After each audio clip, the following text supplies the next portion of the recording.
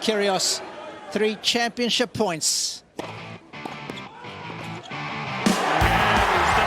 The world of tennis is filled with highly strung oddballs, but no one is quite like Nick Kyrgios. Oh, it's good. It's good from Kyrgios. The Aussie maverick terrorises umpires, Listen, I don't want to talk to you. Listen to me, yeah? scraps in the locker room, and shags fans on a weekly basis. Honestly, if I'm like genuinely single and not seeing someone, it's like a weekly thing. From masked gunmen to pre-match benders at Wimbledon, meet the bad boy of the baseline. Are you good at tennis? Exactly, so why are you speaking? Welcome back to The Upshot. I am Jack Riblin. Zach Sweeney-Lynch is here. G'day, mate. G'day. And joining us is our returning star, it's Josh Berry. Oh, can I say how pleased I am to be back doing this? Shagging fans, unbelievable. Weekly basis. Probably should clarify that's not while he's in a relationship. We'll get into that. We'll get into it. So fans will, of course, remember Josh from our episodes on Andre Agassi and Boris Becker.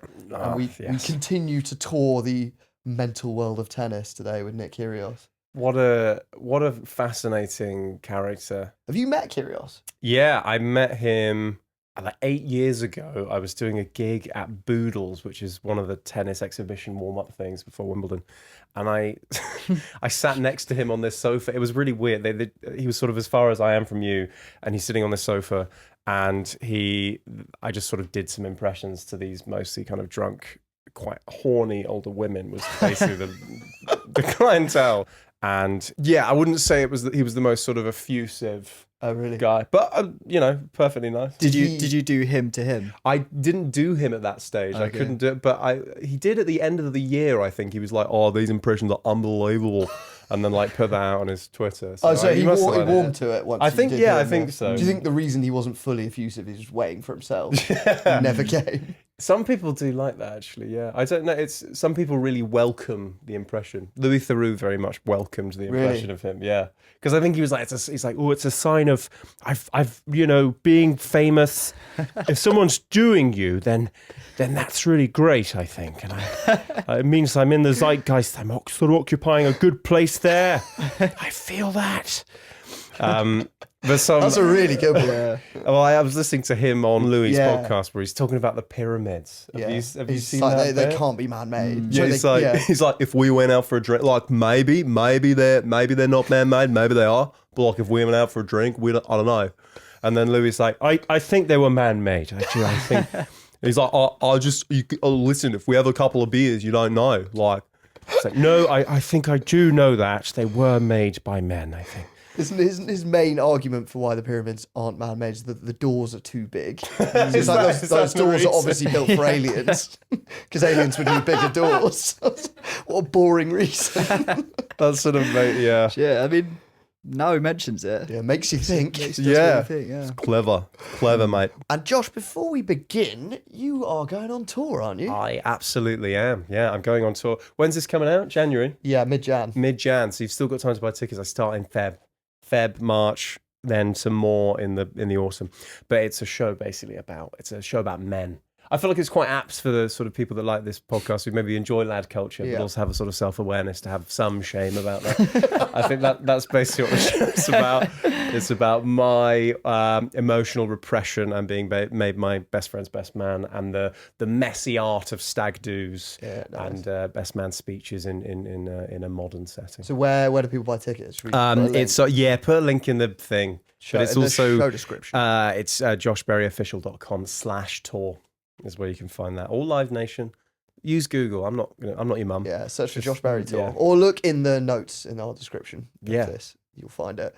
It's quite fitting for a Nick Kyrgios episode, actually. Yeah, this is the sort of messy toxic male, messy elements of lad culture. Still enjoying lad culture, but doing it in a way that isn't harmful. Yeah. All good stuff. Beautiful. We'll be there. Anyway, it's very funny. Is it around the country? Yeah, big time. Perfect. All right. Should we kick off, Zach? Yeah. So Nick Kyrgios was born in Canberra to a Greek father and a Malaysian mother. His mum was actually part of the Malaysian royal family. I didn't know she was a princess, but she renounced her title when she moved to Australia. So Nick grew up, he played a lot of tennis. He also was really into basketball. And actually basketball was what he wanted to pursue.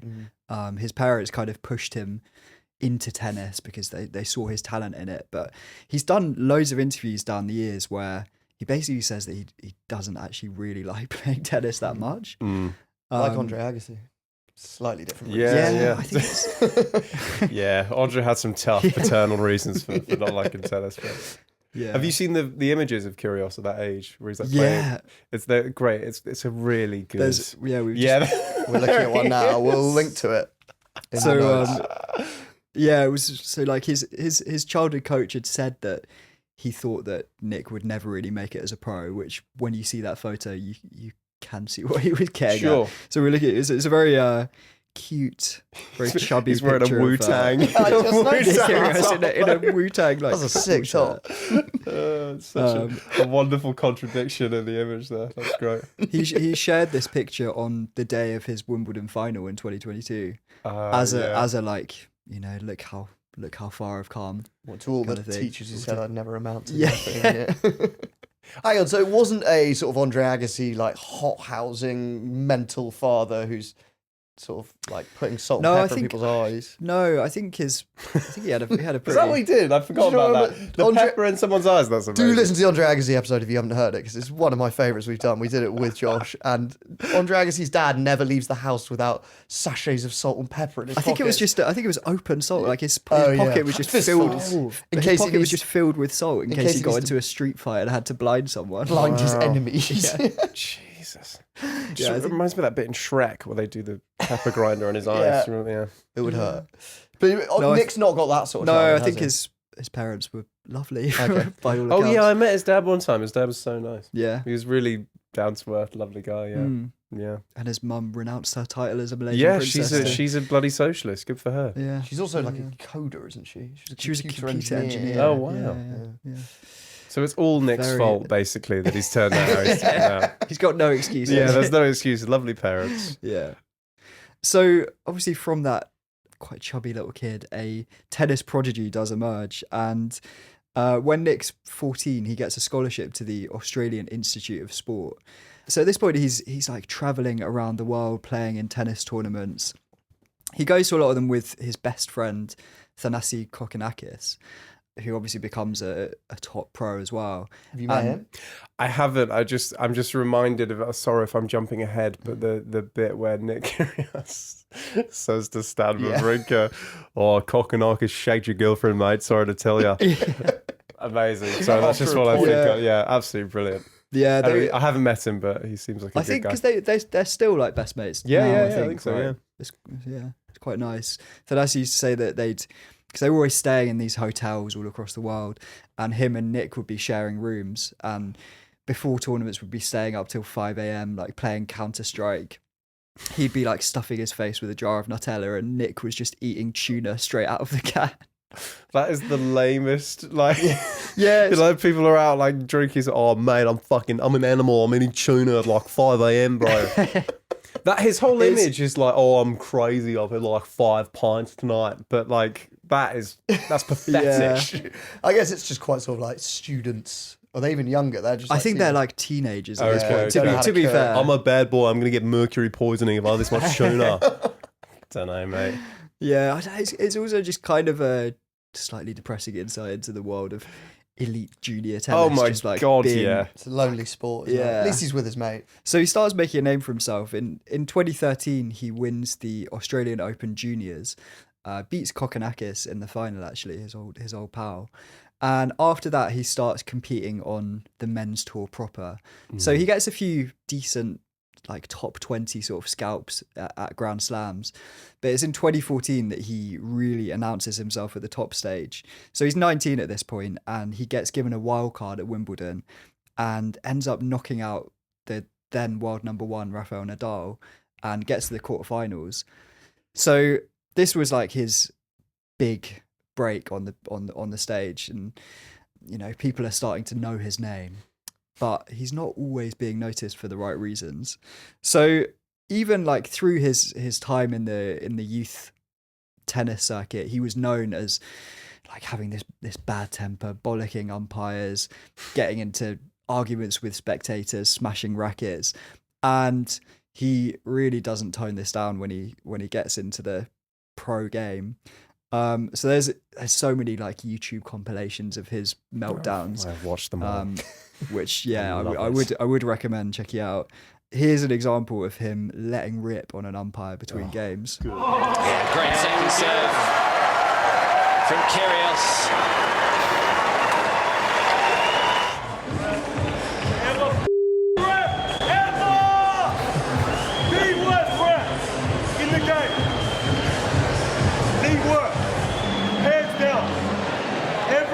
Time I play, he's doing some stupid every time. Code violation on sportsmanlike second set.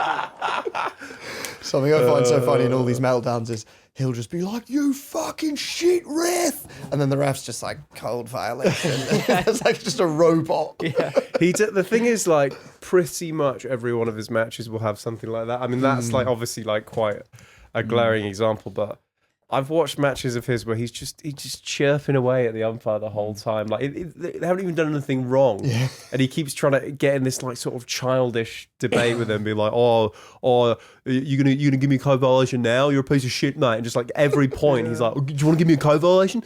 Like it's embarrassing. Do you think that the umpire's heart sinks when they get put on a game with Nick Kyrgios, or is it a bit more fun than doing like a Federer match or something? They always look very uncomfortable, so I'm guessing. Yeah. But I think they were uncomfortable with Federer as well because they were also scared of him. And like when Federer didn't get his own way, he was like a little bit. I guess he's mean, quite Federer. terrifying, actually. Yeah. He just gives you the stare. Yeah, or there was this one bit in Shanghai where Federer, like, he's not happy with something the umpire's... Oh, that's it, because the umpire hasn't reminded him to change his racket before the ball change, because he liked to change it a game before the ball change. And then, as he's going to his chair, he's just like, "We need a clown for this circus," which is like... That's cutting, you know. Like Kyrgios' stuff is like kind of teenage, but Federer's like really, he would really like, and because he's so respected. Yeah, he's like the king. Or there's this other bit where like this umpire's saying something to him, and he's like, "I don't give a shit. When I want to talk, I'll talk." And you're like, "Whoa!" It's kind of like Roman Emperor style. Yeah, your blood goes a bit cold. Yeah, he's scary. He's I love watching the clips of young Federer smashing up rackets as well. It's so good because it's just so out of character with you his think of him older as self. very controlled. Yeah. Totally. There's another good Kyrgios one me and Zach were watching earlier where he just sits down in his chair and for no reason just throws his bottle of water at the umpire's chair. And then the umpire looks down and he goes, "My hand slipped." Yeah. What? My hand slipped? It's literally just like a teenager at school back of the class. He throws it so hard as well that the label comes off the thing and then sticks on the chair. And he's like, "Oh, it just slipped down my hand. Slipped down my hand. What are we gonna do?" Unbelievable. It's so good. It's all so teenage. But I feel like that is why he's such a big draw. It's like people go to watch him play because you want that to happen. Yeah. And I just wonder that you watch like all these clips and the crowds are booing him and you're like, surely you kind of want this. Yeah, no, it's fun. If the game ends because he's thrown a chair onto the court and be he's so been forced to good, forfeit. though. He's a rock star. He's Yeah. like Oasis, you know. Like, but in fact, Liam Gallagher bigged him up on Twitter a few years ago. He was like, "Oh, don't worry about the beige boys. Keep doing your thing." And it's like, it was great. But he, I don't know about you guys. Like, I'm so conflict averse and terrified of arguments in my real life that seeing people do it in a sporting context is like a recreational joy for me. That's your I outlet. really, yeah. I'm like, wow. Yeah. Live vicariously through Nick Yeah, no, I Kyrgios. love it. I'm like, this is what it would be like if I just really let myself off the hook. Yeah. Love It must feel good smashing up a racket like that as well. Mm. They really mangle them. Yeah, don't they? I'm always, whenever I see that, I'm like, I definitely couldn't do that. Yeah, well, the coolest, Wawrinka does it where he just holds the racket and then over his knee just snaps it, which is it's so hard to do physically. Yeah. He just makes it look like it's made of like paper. Or, I always wonder like a that Mikado It's biscuit. embarrassing if you try and it Yeah, doesn't break. yeah. Are their rackets made of something different? Because they do just mangle like I that. think they're just very powerful men. Yeah, true. I have not. No offense. No, I'm not saying you're not. Just that they're actually I'm saying powerful. I'm not. Yeah.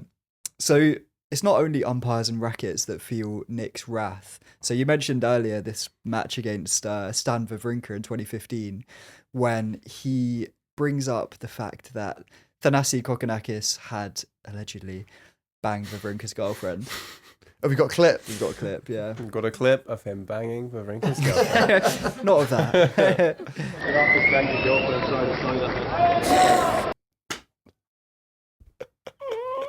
It's the way that his face doesn't change. He just says that as if, Yeah. it's just like the most common thing to say. Like, Is that like Wawrinka's gone 15 love up and he's just like, Yeah, can't yeah. take it. It's true. Wawrinka hits one lucky shot and he's like, oh, the person you love in the world has been fucked by my mate. Sorry.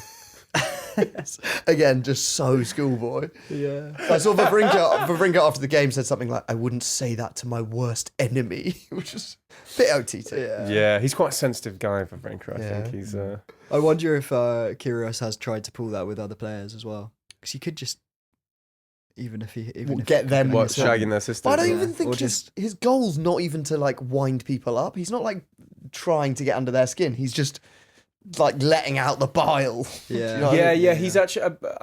people have told me he's quite respectful to other players, which is Really? obviously not for Wawrinka based on that clip, but like he is quite respectful to a lot of the other players. It's more just the umpires that he hates. Yeah, but I and feel also like hates being there. Yeah. Mm. Isn't he doing it for himself more than like trying to wind them up? Yeah, maybe. I wonder if it's like a psychological reaction to like the pressure. He just can't deal with the pressure, and so everything else is like Murray sometimes sort of did that, and he just like nail his box the whole time because he was just trying to let it out.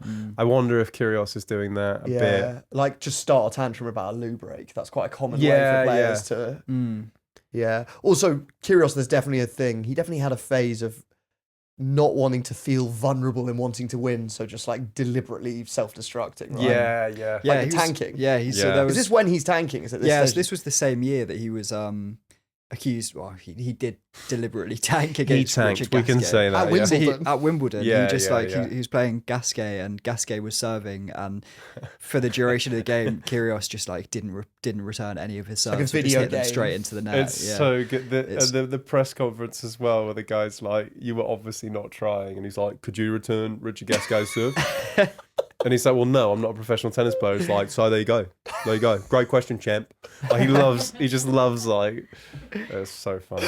That's really good. But he was only like, I mean, he was a set down. He obviously decided it wasn't going to happen that day, but it Yeah. seems mental to me. Yeah, But there was an element of being like, well, I don't even want to win. Like that kind of like protecting myself. He does from- it a couple Yes. of times, tanking. Yeah. I think he actually said in an interview he'd done it on like 8 matches, more or less. I think he's done it on a few more than that. There's Bernard Tomic as well. Used to. Oh yeah, Bernard Tomic is the OG tanker. He's the goat of tanking for sure. But like there's this, I watched this match. I'm such a dork, but I watched this like 20-minute highlight reel of Kyrgios in Shanghai, and he's just like, he basically like loses the second set and then just completely stops trying, and then he'll just kind of wander into the net, and the guy will hit like a very average passing shot, and he'll just be like, "I'm real. That's silly. That's unbelievable." Even when it's obvious he's not trying, he's just like, "Wow, that's such a good shot, mate." Expressionless face. Yeah. I don't yeah, it's just a understand. weird mind games thing that he's got going on, I think. Yeah, I think I've heard Patrick Mouratoglou talk about this. He's like, when someone's really talented, they're scared to try because they're used to winning easily. Yeah, exactly. Yeah. So Fear they of just- failure, yeah. Mm. Just needs a psychologist, honestly. Yeah. He's got us. Yeah. Needs Diagnosing us. him.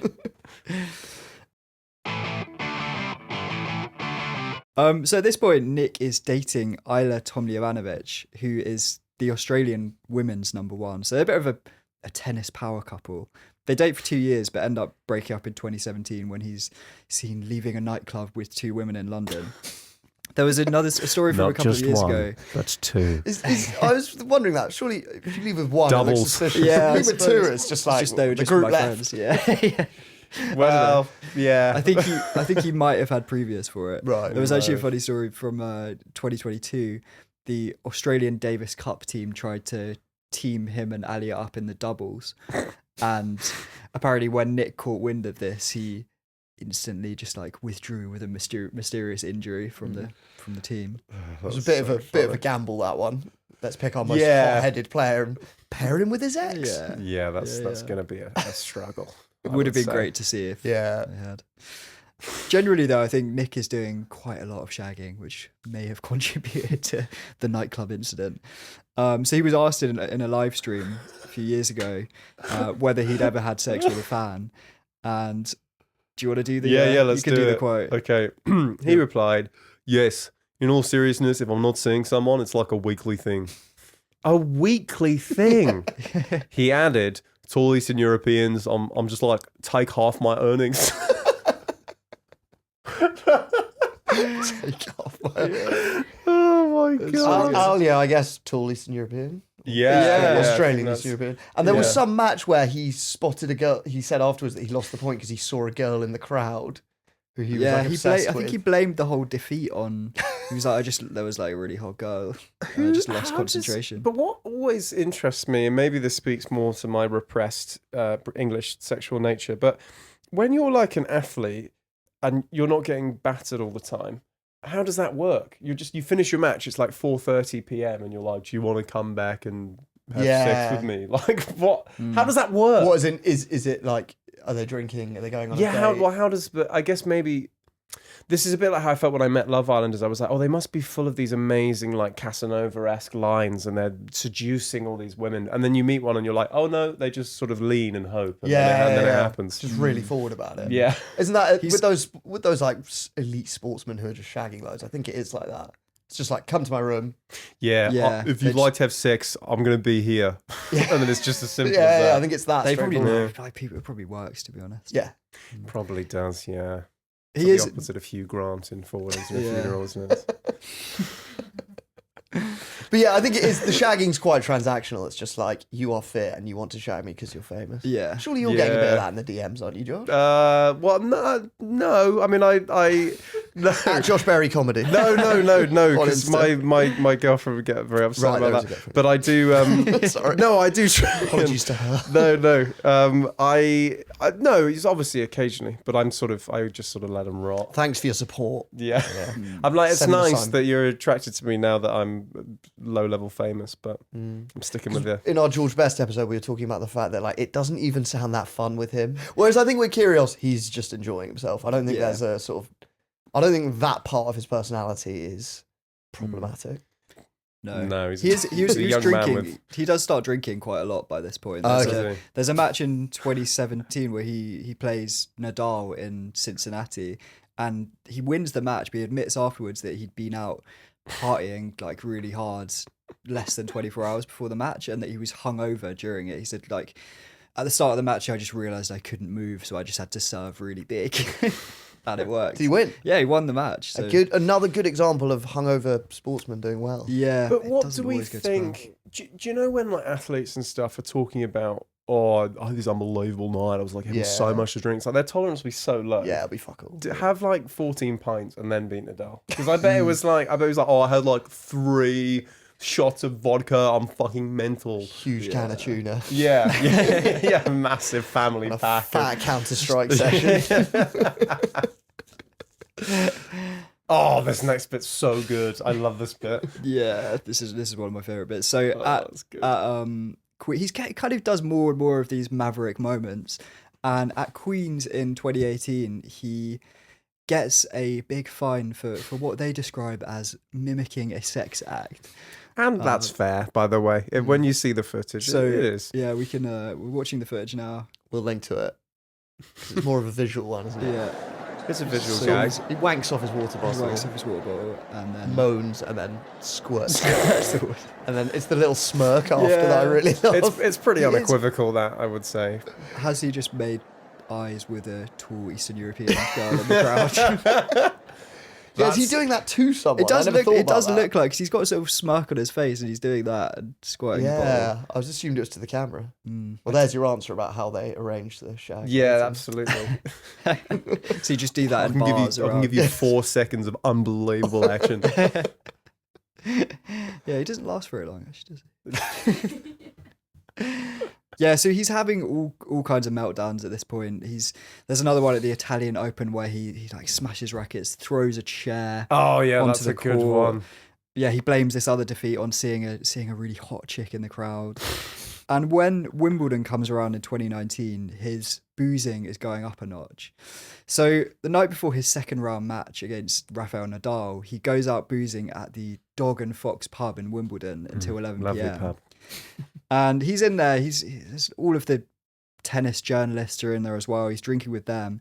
And one of them, Miguel Sibra, ends up grassing him up on Twitter. So he posts saying, "I just had a toast with Nick Kyrgios at the Dog and Fox. He's completely relaxed, laughing with friends, chatting with girls, drinking. Quite an unorthodox preparation for tomorrow's blockbuster. I like it." And that's pre-playing Nadal. Yeah, the night before again with Nadal. Yeah. And obviously there's a lot of like pole clutching from the Aussie fans. So one guy posts on Twitter saying, "Nick Kyrgios spotted in a pub late at night before playing Rafael Nadal at Wimbledon.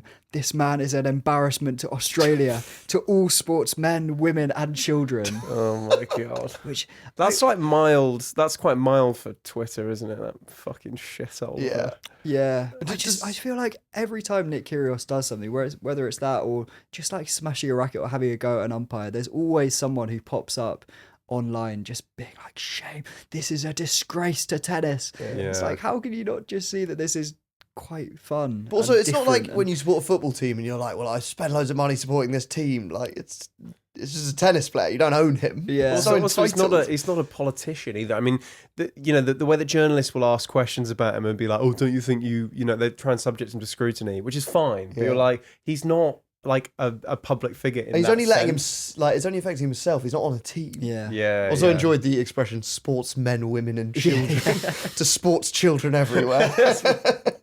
They are up in arms. Yeah. Those Eating their kids who are in tuna the- at 5 a.m. They are. Also, he was just in a pub. He wasn't he actually like he had like a 4 a.m. Yeah, or so he said that something? he admitted afterwards that he'd been up till 4 a.m. Yeah, which is not ideal. Yeah, and he did get But do we smashed the think next he day. actually did that? Do we?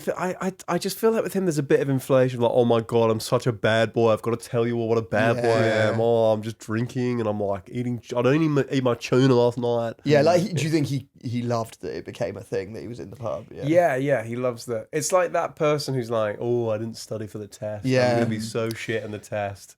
It's like Yeah, they don't listen to that person. Yeah. Yes, they have studied. They're lying. Yeah, I don't know. So in the press conference after the match, he loses fairly comprehensively, and all that the press want to ask him about is his night at the Boozer, and he doesn't take it too well to begin with.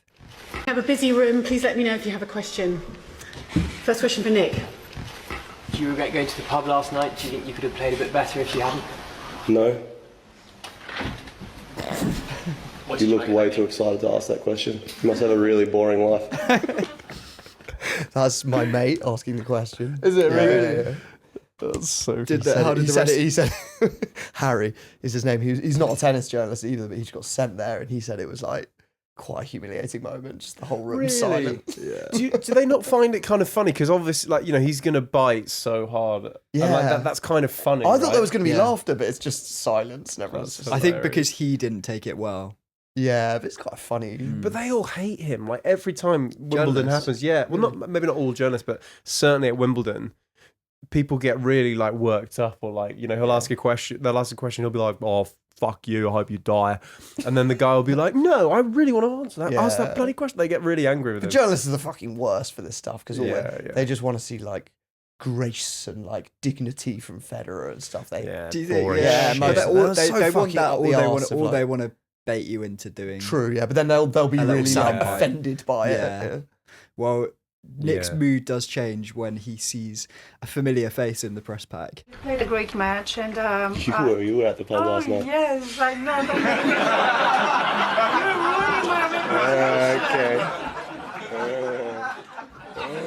Okay. That's hilarious. I feel like there's a genuine vibe there. Yeah, from the sound of her accent, it might sound like he might be giving half of his earnings away to her. She sounds tall. Yeah. So Nick actually says that after this defeat to Nadal at Wimbledon, he goes to a pretty dark place. So he's drinking a lot, he's taking drugs, self-harming, and actually after contemplating suicide, he checks himself into a psychiatric unit in London. So fortunately, he does come out the other side of that. He actually thanks Andy Murray a lot with helping him through that period. So he says that it was Andy who had basically spotted scars on his arm and had said to him, pulled him aside and suggested that he gets help. I mean, that is a genuinely really nice thing to do. You Yeah. don't hear of stuff like that in sport Yeah. that often. No. He's a Yeah, he's no, a good good guy. We egg. love Andy Murray. Yeah. One man that Nick has a more strained relationship though with is Novak Djokovic. So Nick had always been quite open about the fact he didn't like Novak. So he did an interview a few years previously where he'd called Novak cringeworthy and accused him of having a sick obsession with wanting to be liked. He also during lockdown they did loads of like Instagram lives, and Kyrgios and Murray did one, and Kyrgios was talking about like he was just like, mate, Novak is shit. Like his backhand is so bad. Like you're so much better than him. Honestly, like the guy's fucking. I've beaten him twice. He's like not even good. Because at that point he'd won both games. Yeah. You're like he is quite good. I He's think. fairly good. I think Nick was the first person to beat Federer, Nadal, and Djokovic. I think. Really? Yeah. You know this like sick obsession with wanting to be liked. Is that? I never really get him. I guess Djokovic quite often will be a bit thin-skinned about like maybe. crowd reaction. I think he always has this complex. Everyone hates me about Federer and Oh, Nadal. yeah. Because he was always sort of chasing those two, and he just wanted to be. And he them. rarely And had those- they were both so beloved by fans that he always felt like the sort of. He was harder to Black love, sheep wasn't of he, at the- first? Yeah. He's actually my favourite. He was very confident as well, though, because he came on the scene and was like, Federer and Nadal are very good, but now it's my time. You know, and it was like they were still like 25 at that point or whatever. But he would do that. He'd do stuff on the court that was maybe like people thought was a bit mean, and then afterwards he'd be like trying to like laugh and joke and be like, "Hey, everything's fine" and whatever. But like, Kyrgios probably wants to be liked on some slightly more refracted level, right? Yeah, he doesn't want anyone to know that he wants to be liked. Yeah, but yeah. Deep down, he really does. Yeah, he's that like, I don't even want your approval. It's like, you do. And you have You've got it. Yeah. So Djokovic is back in Nick's bad books in June 2020 when he organises the Adria Tour right in the middle of COVID. So you probably remember it was this tournament that took place. The ATP had suspended everything, all of their tournaments, and Djokovic decided to organise his own tour with like full crowds, no social distancing. These videos came out of the players dancing in nightclubs, doing limbo, like playing basketball. They are absolutely having it. Yeah, There's yeah. a really good one where they're dancing to the song "A Little Party Never Killed Nobody." It's such a good song. Yeah. It's quite an establishment view from Kyrgios, though. Do you think? Yeah. You think he'd be at the Adria Tour? I Be was like, wondering "Right, I that, don't even yeah. believe in this shit. It's a lot of rubbish." He was really worried about COVID. Yeah, He's Australian. He took it really serious. I think Yeah. his, They I think were his scared. mum might have got sick at some point. And yeah, he basically was like one of the most outspoken critics of this whole tournament. He said, called Djokovic boneheaded and accused the players who took part of being money grabbing your way around Europe. It was quite funny. Just the contrast. We were all like locked in our fucking Yeah. miserable Yeah. flats, and they were just really going for it. Yeah, Boris Hugging the Johnson being like, fans. "Stay at home, don't leave the house," and then they're all just like, and they're like I'm pretty sure there's a clip of one of them, maybe Dimitrov or Zverev, and he's like, "Yeah, I felt pretty fucking ropey a few days ago, but I'm here." And then loads of them got it. Yeah, they all got it, including I think it was Dimitrov and his pregnant wife, both Yeah. really, and like Djokovic, his wife, his coach, like a couple of the other And players. then do you remember as well. Djokovic's dad gave an interview being like, "Yeah, Dimitrov, I don't know where he brought this thing from, but he's ruined it. He's sabotaged you." It's like, mate, it's a virus. Djokovic's dad. He's great. He's such good value. He gave an interview about Federer. He's like, "Oh, it's so sad. Someone trying to win Grand Slams at 37. It's over, mate. Accept it." And you're like, I don't know if that's that sad. I think it's quite Pretty impressive, Yeah. Nick actually does come out and defend Novak a couple of years later when he gets threatened with deportation from Australia. He's not vaccinated, basically, and he's given an exemption, allowed in, and then... Yeah, they fucked him around. They did fuck him around, and Kyrgios actually comes out and calls out the treatment of Djokovic. So Because he's fair. He does do Yeah. that quite often with people. It's like, if he does believe they're in the right, he will. yeah, You know where you stand with Nick Kyrgios for sure. That's why I respect All of his, him. yeah. He's honest. he's possibly slightly less fair when he comes out and claims that he's better than Serena Williams. So he comes out and says this, describing a game of doubles that he played with her a few years earlier. So he said, It was the most uncomfortable experience for me because she was like trying to do everything, and I was like, "I'm better than you." I was like, "Serena, like, let me hit the fucking ball, bro. Like, what the fuck are you doing?" There's this other bit which is like, he's like, we get asked like at the net, like, who wants to serve? And Serena's like, me. And I'm like, what the fuck are we doing? Like, I'm serving 230s, bro. And she's like, she's shit, mate. So fucking funny. Did she read that and kick off? Because she would probably accept that, like, maybe he would beat her one-on-one. So I saw an interview of her on an American talk show, it's like Jimmy Kimmel or something, and she was chatting to him about the differences between men's and women's tennis, and she said, like, if I played Andy Murray, he'd beat me 6-love. Like, they are different games. So, I mean, I think she probably does accept that she would lose to Nick Kyrgios. Could have been a bit nicer about it. Does it mean that he's Serena, you're shit. Yeah. He could have been like the different games. Yeah, it's the same with that. You know, when John McEnroe a few years ago was like, well, you know, what was it? Like the 200 and then the world player would beat Serena Williams 6-0, 6-0. And like, that is true, but if he'd expressed it a bit more carefully. I feel like the way McEnroe said that is at least like factual. Yeah. Nick Kyrgios Serena like, Williams is a piece of shit. I am better than you. It's like Serena Williams has 23 Grand Slams and 4 Olympic gold medals. Yeah, she is good. Nick has a grand total of 0. 4 now. 4, but you never know. Yeah. We're not counting doubles. Yeah, doubles, Kokkinakis. True. Which we will come on to. Wow. Oh, in fact, we're coming on to right now. Sorry, I preempted that. Because at last, in 2022, Nick Kyrgios is about to let the tennis do the talking, sort of. So he teams up for the Australian Open with his old pal Thanasi Kokkinakis, which is, I mean, that's really nice anyway. He gets knocked out in the singles, I think, in the second round. So that's all he's really playing for at the Australian Open. And obviously it's an Australian crowd, 2 local lads. They get a wild card in the doubles. And Nick is like a pig in shit. So he's hitting trick shots, he's cracking jokes, he's winding up the opponents. The fans are absolutely lapping it up. I think it's actually a better format for him because the pressure's off. There's no expectation that they're going to win anything. And like having a partner who he can fuck around with, I think that's... He doesn't have the usual loneliness. So we see a different Nick Kyrgios and, you know, a fun-loving guy who everyone loves. Is he generally in doubles nice to his partner? Because judging by his like temperament on the court, I could also see him really like bollocking his partner. I think with Thanasi's nice because they're mates. Yeah. But like, it is funny. Yeah, he needs a sort of a moderator. I'd love to have seen him let rip on Djokovic. Mate, you're shit. Your backhand is shit, mate. Djokovic did say that Kyrgios was like calling all the shots. He was like, I haven't played doubles in 5 years, so I just let him do the talking. I think it's just a bit of fun for him. But this started out at the Australian Open with Kokkinakis. It was just like a bit of fun, the two pals and the local crowd. But they do really well. So in the second round, they draw the number 1 seeds, Pavic and Mektic, the Croatian pair, and they knock them out. And they're really like just having a laugh, like winding up the crowd. And this gets to their opponents who are absolutely furious. And afterwards, they're in the locker room when the Croatians storm in. And a bit of a tete-a-tete unfolds. Here we've got Kokkinakis and Kyrgios describing it. Shit. This is them describing the incident in the press conference afterwards. What happened after your last game in the locker room?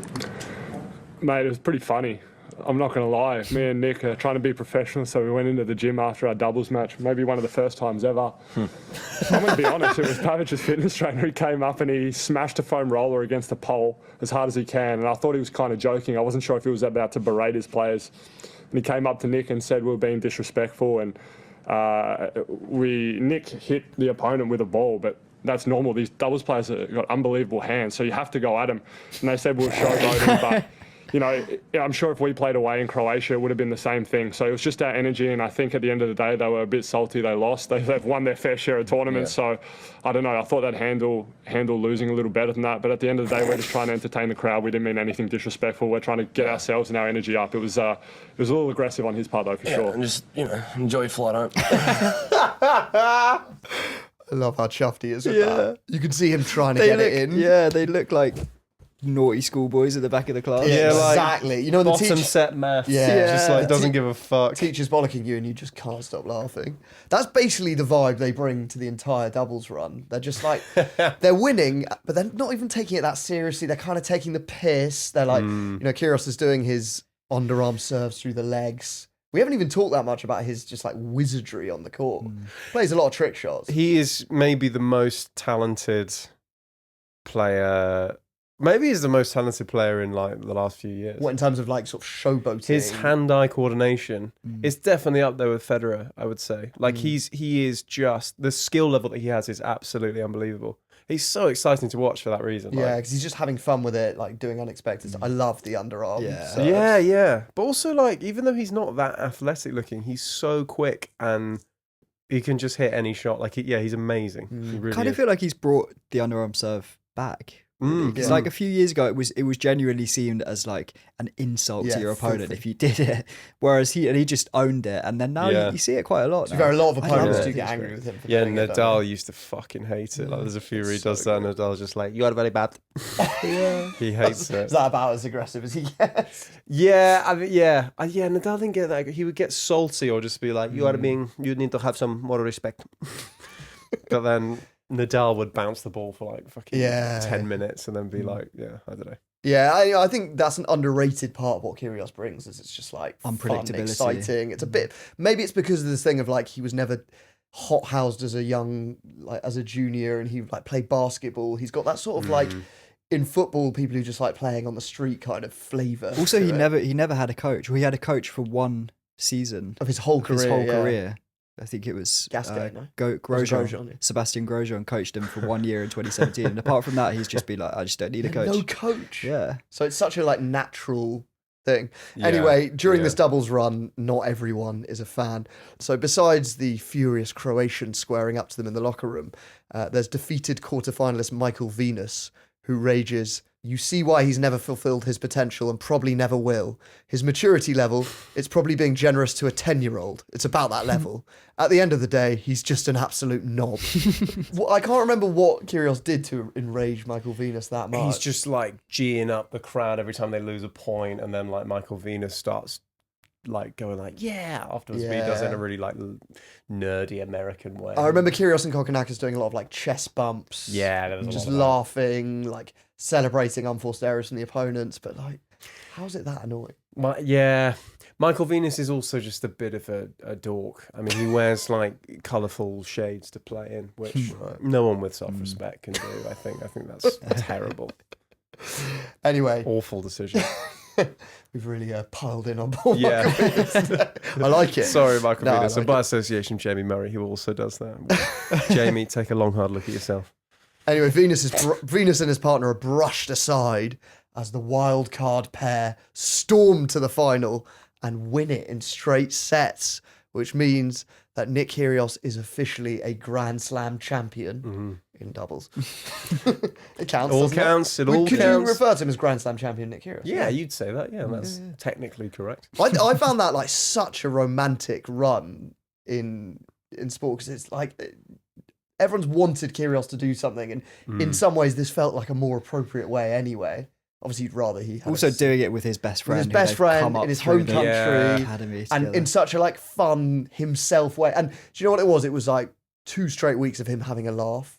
Like, I'm sure there were angry moments. I don't remember that many of them, but it was like he actually looked like it all clicked and he was having fun. He just let himself enjoy it rather than pushing the self-destruct button. Anyway, so 2022 turns out to be the best year of Nick Kyrgios' career thus far, because he carries his Australian momentum into Wimbledon. He arrives looking pretty sharp, but admittedly he's also looking quite mental. So he's playing in a warm-up tournament in Germany on grass, and he tells a ball boy, "You put me off. Will you run properly, please?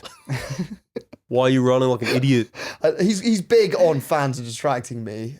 Anyway, Nick then arrives at Wimbledon proper, and he's really playing the greatest hits in the first round. So he plays against, is it Paul Jubb?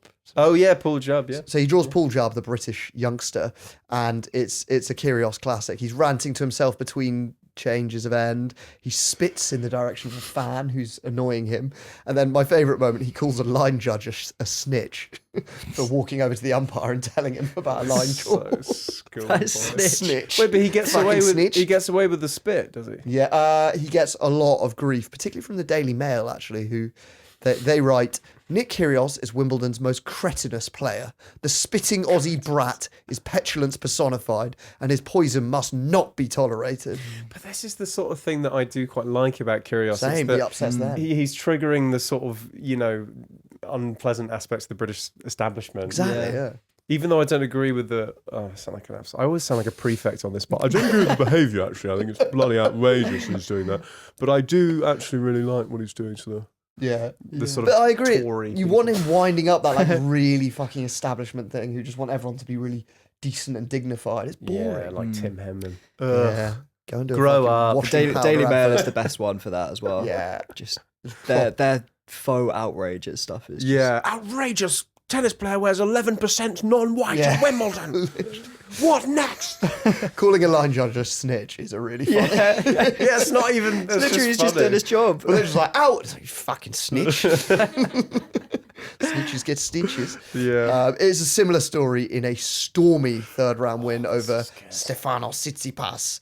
So they really clashed. To be fair, Tsitsipas is misbehaving in that game too. At one point, he smashes a ball into the lower tier and nearly takes someone's head off. But anyway, this match is, the two of them are just losing their minds. And Nick is doing a lot of just like trash talking, aggression, complaining to the umpire. Tsitsipas after the match calls Kyrgios an evil bully.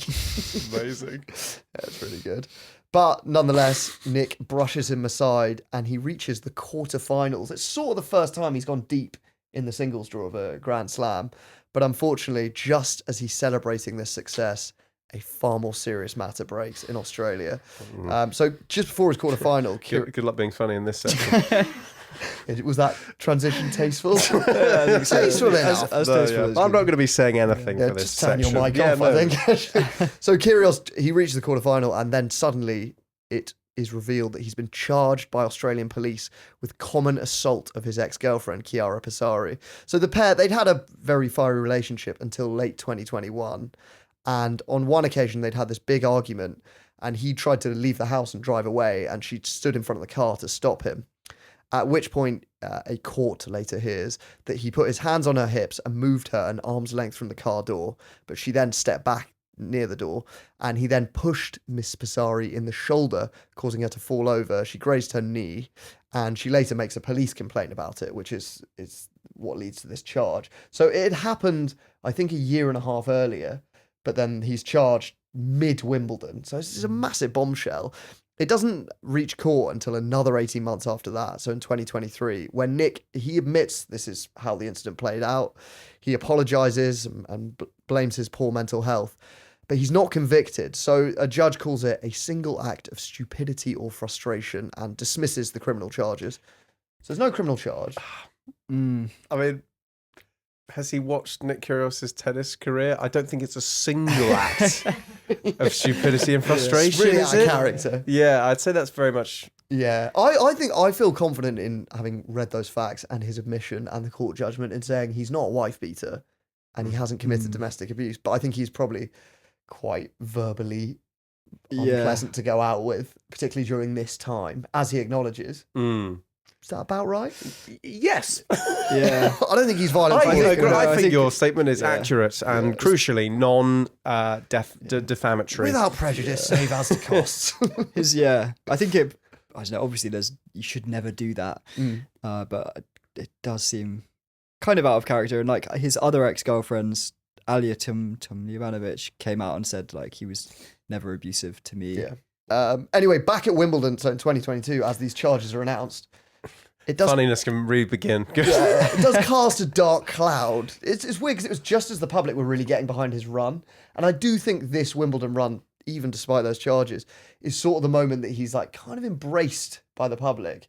Maybe because it's off the back of his Australian Open win, but I think there's a sense that like he's actually trying properly on the court, and you know, people feel like he's doing himself justice.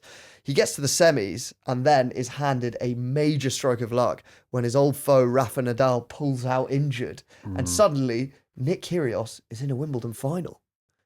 And crucially, it was against his old foe Novak Djokovic, his other old foe.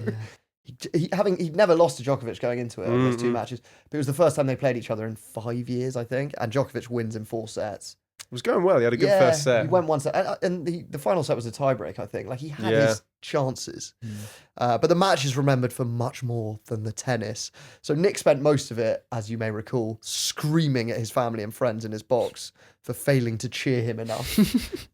So do you remember it was really odd because he was yelling and you're like, who's he yelling at? And then it would cut to his box, they look a bit sort of confused, and then they realised he was complaining they weren't being enthusiastic enough, so they'd all like get up and feign enthusiasm and clap like North Koreans at a party rally. It was really odd.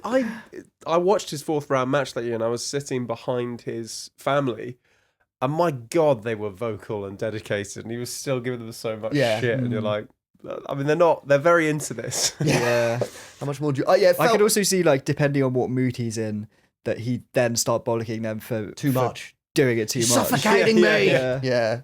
Just anticipate my needs, for fuck's sake. It felt totally manufactured to try and G himself up.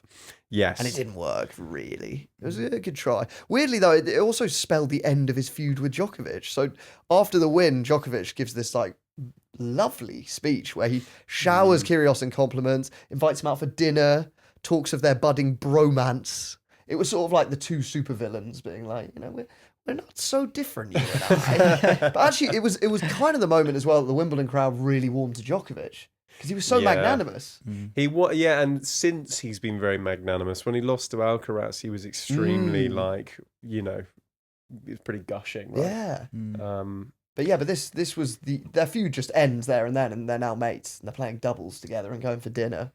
Yeah. I like it. Anyway, amid all the bromance and the rowing with his own family, Nick does find time to single out one fan, a heckler, none other than 32-year-old Polish lawyer. His type. Ania Paulus, a tall Eastern European. His poison. Maybe he has given away half his earnings to her. So I'm sure anyone who saw that match will remember this. He claims that Anya is repeatedly distracting him by talking during games, and he delivers a stinging verdict on her drunkenness. Let's hear it. Saying one more. You know you said a lot, and I haven't done anything about it. I haven't. Gets him into trouble. He's got a point here. It shouldn't be coming down to your opinion. She's distracting me when I'm serving in a Wimbledon final. There's no other bigger occasions.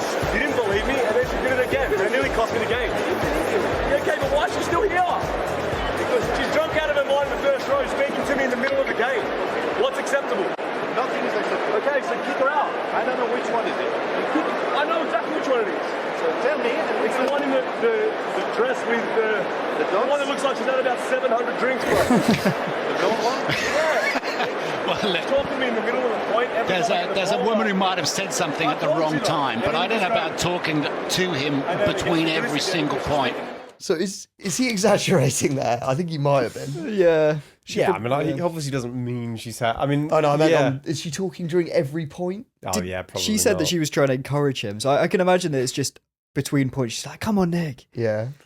Again, if you catch him on a bad day, that's not. He's so easily distracted by fans. Like, we haven't even talked about. There's loads of other incidents where he just gets so angry with fans. Anyway, this poor woman said she only had 2 drinks and she's actually a massive Kyrgios fan and just wanted to support him. She was encouraging him. Yeah. She said like he always complains that people don't encourage him enough, so I was doing that. Maybe she'd also overheard him having a go at his box for not supporting him enough. Yeah. And she was like, great, like now's my time to shine. Yeah, but you can't win. Anyway, so she gets the umpire, who I think is a bit limp, personally. Yeah, they I always agree. are a bit fucking limp. Yeah, they Team are. Kyrgios. Anyway, eventually the security find her. They escort her from her seat, but she's given a bottle of water and allowed to return, which is a bit embarrassing. It's a bit like being denied entry to a nightclub and sent to go and have a coffee. Come back in an hour. There's a picture of her sipping her water. But she then, obviously, I can imagine her DMs were full of friends being like, you had 700 drinks at Wimbledon. Bro. Yeah, bro. So she ends up suing Kyrgios for slander, and he has to later apologise and make a 20 grand donation to charity of her choosing. What an interesting. So she did take half his earnings. Yeah. Yeah, she took some of his earnings, not half. Actually, Great Ormond Street took a small chunk of his earnings. So she's actually a very ethical person. Maybe she planned all this all along to sort of extract money for charity. Yeah, for Great Ormond Street. Street. Yeah. It does seem part of their excessive to sue him for it. Yeah, but she's a lawyer. It's the sort of thing you might get sacked for. Being drunk at Wimbledon, heckling Nick Kyrgios. Disrepute on the firm. Yeah, that's so fucking safe. Yeah. I think it's the sort of thing you get shit for. Anyway, it added to the drama on an overall disappointing day for Nick Kyrgios, because boy, would it be great to see him win. And Wimbledon probably above all would have been the most fairy tale, I think. Oh my god, He'd be yeah. back down at the Fox and Bull. Yeah, wherever it yeah, was. the Dog and Fox. Dog and Fox. Yeah. that was it. Have you not been? My god. No. We'll go during Wimbledon. What a See you place. there. It's good stuff. Anyway, after that Wimbledon final, he then follows up with a quarterfinal at the US Open. I really believed the destiny there was that, like Andy Murray, he would have lost the Wimbledon final and then found glory after that and broken the seal, but it wasn't to be. He got knocked out in the quarterfinals at the US Open, and just as he's built some momentum in that incredible year, he is hit by a major wrist injury that has basically kept him out ever since, pretty much. But it's a real shame because he was just hitting real form and he was sort of 27. And He was playing really well. Anyway, so he spends the next couple of years mainly back home in Australia, and while he's there is a genuinely frightening development. So one day, Nick is at his Canberra home. He's just asleep upstairs after presumably a late night of Canberra and John West Dolphin Friendly, when there's a ring on the doorbell and Nick's mum, who's downstairs, answers it, and she comes face to face with a masked gunman who pushes her into the house, holds her at gunpoint, and demands the keys to Nick's bright green Tesla X that's parked on the driveway. Have you ever seen a picture of this car? No, have you got one? It's pretty garish. I can believe that of Nick Kyrgios. Quite a polite robber to ring the doorbell. You know? Well, he needs her to answer, doesn't he? Oh, I guess that's true. Do you think you go through the letterbox? Just gun? Well, yeah, no, actually, I've never robbed a house, but actually, no, this guy's thought it through. This guy has. This guy is actually a convicted killer, so it's genuinely nice. Genuinely terrifying. That is pretty terrifying. There's the green Tesla. Do you ever that is garish? Do you ever wonder if you had like a gun pointed at you? Do you think you'd shit yourself? Because I've had a gun held to my dick. Really? Really? What, after this podcast? Yeah, by an enraged by fan. an enraged By football, Boris like Becker. an old footballer who's lost all his money. No, I was in Argentina walking down the street in like broad daylight, 2 blocks from a police station. Not an environment where you think it would happen. And this guy who was walking with another guy, I think, and he turned around and faced us, and he like sort of laughed at like toothless grin. And I didn't really know what was going on. And then suddenly he just pulled out a gun, held it to my dick. And I only had it was a robbery, obviously. So it wasn't like a flirting thing. I was relieved to learn it was a robbery. And I only had like sort of £5 worth in cash on me. So I gave it to him, but my friend had his camera. And the guy took the camera, and then my friend decided that he wanted the fucking memory card out of the digital camera. This is like 2012 when people travel with cameras. Penis is in danger. And so my friend started going, mi tarjeta, meaning like my card, can I have the card? And so then unfolded this like tussle where they're both holding the camera and the gun is still on my dick. And I was literally high-pitched screaming, be like, give me the fucking camera! Just like, I thought my knob was about to be blown off. It was so mental. And that's how you might have sounded. Yeah, forever if Yeah. he pulled the trigger. Anyway, eventually my friend let him have the camera, and so afterwards my friend was always being like, I've lost all my pictures. I was like, fuck off. And then we had to go to the police because it was insured. He wanted to make a claim. Oh my And then the policeman God. was like, it was probably a toy gun. I was like, fuck off, that was a gun. That was a real gun. Yeah, He you're said, not gonna try and It was find out. probably a water pistol. I was like, fuck off, it was a gun. Can you imagine your mate coming to visit you in hospital after you've had a dick transplant and he's just there with his like Yeah, you're flicking through the whole list. flicking Snaps. through the Can you snaps. get- Like, do you remember this one when we were at the waterfall? So lovely. Fuck off.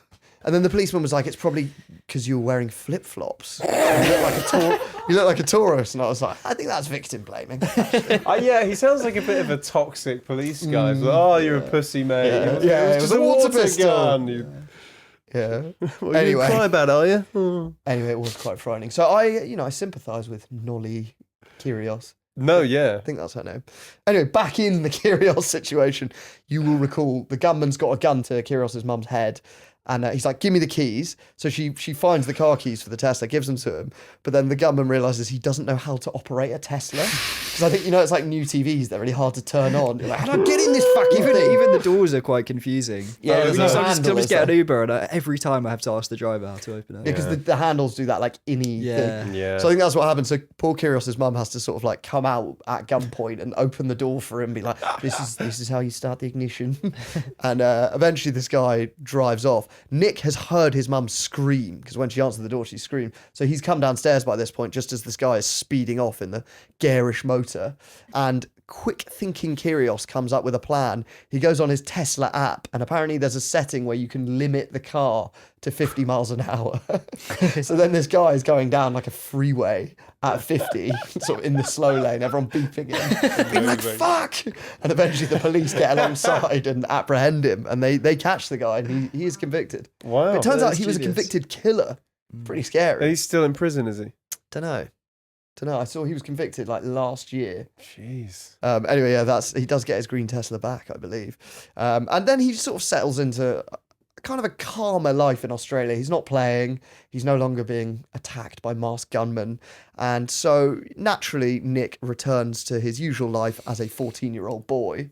So first of all, he unveils his new Pokemon tats. Oh my He covers God. his entire back in Pokemon tattoos. We're looking at it now. Terrible. Yeah, it's baffling. You know, you're like, I don't know if your parents ever did this. My mum was like, oh, you got to worry because the tattoo might look good now, but when you're old, it's good. His looks shit now. Yeah. His looks shit Awful. when they were done. Nick's other 14-year-old passion around this time is the conspiracy theories. So we talked about this earlier, how he doesn't think the pyramids are man-made because the doors are too big. We as humans don't need doors as big as those ones, he tells Logan Paul. And he reiterates it to Louis Theroux, as we discussed. He also says he's not sure if the Earth is Did it round or go flat. down? Oh, that was the other one. Yeah. It's like if I head to bed, maybe I'll turn it round, but like, I don't know. So really, Nick, I don't know if that's true. Are you sure about that, bro? Have you seen The World Is Round? This is what happens when you leave school at 12. So did you say he first aired those views to Logan Paul, and then I imagine it went down quite well with Logan Paul, and he's like, great, I'll try it with Louis Theroux. Slightly different. Yeah, because Logan Paul's just like wanking off to all the views that will get, right? It's like, yeah, keep saying this shit. Logan Paul's sidekick in it goes like, don't say any of the weird ones and we'll get demonetized. They're just like thinking of their prime Princess deal. Diana was murdered. It would be funny if he came out with one of those. Yeah, if you came out with a really, or like a sort of aggressively Marxist take on sort of how, people control information. I quite enjoyed that one. And I guess, therefore, the natural conclusion of that was him getting into Andrew Tate, like all 14-year-old conspiracy A lot of the worst theorists. ones do. So he often argues that he just accidentally retweeted something by Andrew Tate and didn't really know who he was. But actually, in 2022... Kyrgios was asked on Instagram, what's your opinion on the Tate brothers? And he said, I love them low-key. Love them low-key. Yeah, so I think he was a bit more into them than he makes out. Yeah. Anyway, his love for the Tate brothers gets him in a bit of trouble when he's named as a pundit for Wimbledon in 2024. And he nonetheless takes Boris Becker's spot in the BBC studio. And then him and Boris Becker actually have a bit of a spat, don't they? Because... So Kyrgios is interviewed and he says he doesn't think Boris Becker would win much today because the players are basically better and stronger. And Boris then does a sort of catty tweet about him. And Kyrgios then says, try not to hide any more assets. Which to me smacks of he's just Googled Boris Becker. Yeah, it's a bit HMRC banter. Yeah. But it's quite nice. And it's actually not Nick's only spicy online exchange recently, because there was a delightful moment where news emerged that Yannick Sinner was dating Anna Kalinskaya, who went out with Kyrgios, and Nick retweeted it with the words, second serve. Oh, I thought it was quite good. He hates Sinner, doesn't he? Because Sinner failed the drugs test. Oh, yeah. And Nick Kyrgios thinks that his excuse was bollocks and he's a cheater, and you should just... He says, regardless of whether it's an accident, you should get a proper ban. I don't know. I can't. Is that just picking fights for attention? I think that's picking fights. I think that's really unfair. I would have thought that Kyrgios would have come out on the other side and be against these draconian authorities clamping down on. You never know, because he's a contrarian. You never know. I get maybe his feeling would be that Sinner's so powerful that the idea of taking someone like that out of the game, he would view as an establishment move behind the scenes. So maybe he thinks it's contrarian to be like, I'll get the guy out, do it for the people. Is it just because he's shagging Nick's ex? Could be. Could be any number of reasons. Could be that. Anyway, that is basically where we're at today. Take half my earnings now. Nick Kyrgios is back playing. At the time of broadcast, he may or may not be into the second week of the Australian Open. Fingers crossed. I think he's going to win it, man. Yeah, same. But I thought just before we finish up, it's probably never been more appropriate to pass verdict Obviously, judgment is a confession of character, but How very young of you. I live by that credos. Is that the caveat you need to do? It's like, I don't it's judge all people. projection. I don't judge Yeah, people no, because it's no. a confession of character. But what is your judgment on Nick Kyrgios? Basically, do you think he's a wrong 'un, or is he basically a good guy? Give me your views. I find him one of the most difficult characters to pin down that we've talked about. I always loved him, and I think that he brings a lot to tennis. Like he's got a personality, he's got a bit of like passion and bite that a lot of tennis players just don't have. It's quite a bland world. So I really like him because of that. But then there are just things like sharing Andrew Tate posts and the domestic assault Retweeted, allegation. sharing a post from someone who's a scumbag. Yeah, I don't know. I think yeah. I like him. I think he's a good guy. I think he doesn't. Yeah, he's maybe a little bit simple. Yeah, I don't know. Yeah, I don't think he's smart. I don't think he's an intellectual powerhouse. But I think he's one of those people for me. I think who's like, you know, he's got very kind of vibrant characteristics which make him interesting and challenging and all that kind of stuff. But that is definitely always going to come with like some spicy stuff that maybe isn't that palatable. Yeah, anyone who's getting that close to the line is gonna cross it. Yeah, in professional and personal contexts, I guess. But I don't dislike him. I think he's kind of interesting. I mean, I'd love to watch him for sure. But yeah, it's complicated. I'm not saying good or bad. I just think he's an interesting, complicated character. I love him. Okay, look, he's obviously done and said some bad things, but I think he's a slightly tortured soul who brings so much to sport, and like we don't have that many characters like that in any sport. And I love to watch him. He's so exciting, but also when he does something naughty, love that too. Just enjoy it. It's not going to make me sound like an apologist. No, because he is interesting and like, and he also has a lot of qualities that are like you respect, right? Like he says what he thinks. Yeah, I don't think he's stupid either. I'm not saying like he's particularly like notable for his intelligence, but like, I think he's like fairly. Yeah, I actually take that back. All right, so I mean, we basically all came down on the side of basically a good guy. I like. him. I'd definitely watch all his matches for sure, and that won't stop. Yeah, well, good luck to him. Fingers crossed he can go one better and win something. All right, well, I think that's all we got time for. Really enjoyed that as ever, Josh. No, great fun. Come back. We think we've got quite a few tennis ones left in the locker. We were chatting about John McEnroe earlier. Love that. And also, you know, Paddy Pimblett, if you do one on him, or a bit of Conor McGregor. Yeah, we finally found a guest who wants to do Conor McGregor, who's not too scared to do Conor McGregor. I am quite scared, yeah. But you'll be doing it on your own. I'm not. We are going to do Conor, and you should come on and do that. Yeah.